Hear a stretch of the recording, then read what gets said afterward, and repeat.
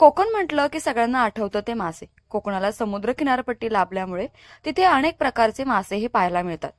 त्यांची मासे बनवण्याची अशी स्वतःची विशिष्ट पद्धत आहे।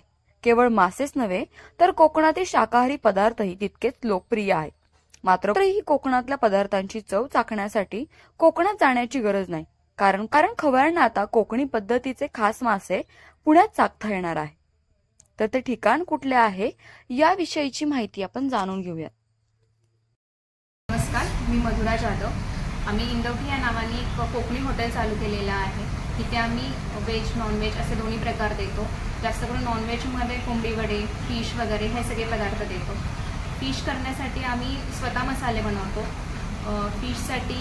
फिश आणल्यावर ते व्यवस्थित धुवून त्याला लिंबू, हळद, मीठ, आगळ वगैरे लावून ते ठेवतो। नंतर त्याला वाटण लावतो, ज्याच्यामध्ये कोथिंबीर, मिरची, आलं, लसूण हे सगळं असतं आणि आम्ही ते तांदूळ आणि रव्यामध्ये फ्राय करत असतो।